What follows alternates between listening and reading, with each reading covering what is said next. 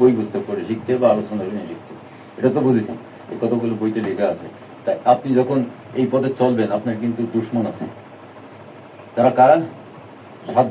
সাতজন দুশ্মন আছে। শয়তান, ইবলিস, দাজ্জাল, খান্নাস, কাফির, মুশরিক, মুনাফিক। শয়তানের দোকান, এটা ধরা বড় কষ্ট।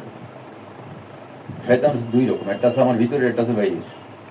বাইরে শয়তান যখন ধরে, সে কি করে? আল্লাহ বিরুদ্ধ কাজ করে বেড়ায়। আর ওই আল্লাহ রাস্তা থেকে সরে যাওয়ার জন্য যে শয়তান আমার ভিতরে কাজ করে, সে আল্লাহর হুকুমে কাজ করে। আমার ইয়াসমান জিকির রহমান নোকাইদ উঠাইতে হবে। যে ব্যক্তি রহমান থেকে বিন্দু মাত্র মনকে ফিরাই নিল, সঙ্গে সঙ্গে আল্লাহর হুকুমে তারা শয়তান অ্যারেস্ট করে। নোকাইদ মানে কয়েদ করে, অ্যারেস্ট করে। ফফু আল্লাহ করেন, সে তার সঙ্গী হয়ে থাকে।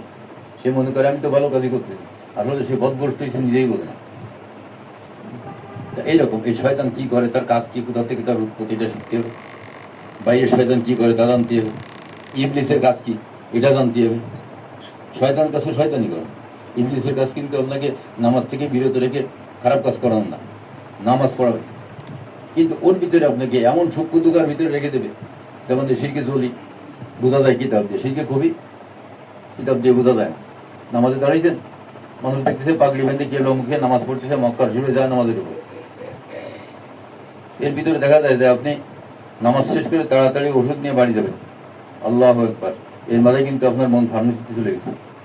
ফার্মেসিতে যখন চলে গেছে, সেটা সেখানে করেছে, আর ট্যাটটা করেছে আল্লাহর কাছে। তাহলে সে তো ওইখানে পড়ে গেছে, খুবই সেই মানুষ দেখে নামাজ পড়তেছে, আসলে কি হয়েছে? এই জন্য আমরা তো অবশ্যই বলি, শিরকে জলি, শিরকে খফি, শিরকে আখফা, বিদায়াতে সাইয়া। শিরকে আখফা কি? সূক্ষ্মতে সূক্ষ্ম শিরক। আমি যে কথা বলতেছি, আমার নাম হচ্ছে নফস। আমি আছি রুহের ভিতরে, রুহ হয়েছে দেহের ভিতরে। তাহলে কয়জন হয়েছে? তিনজন না? নফস, রুহু, দেহ, তিনজন। শিরিক না একক?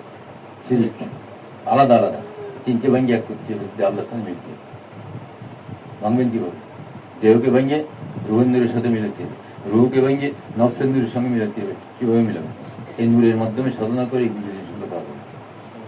টেকনিক লাগবে, বস্তুও লাগবে।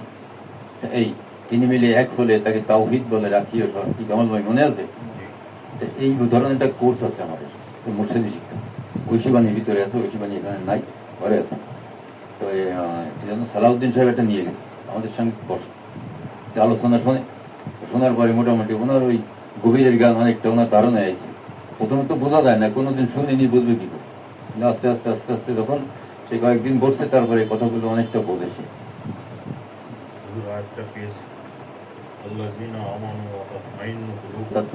বইটাই তো খুঁজতেছি না, রাত 28, ওইটাই তো খুঁজতেছিলাম।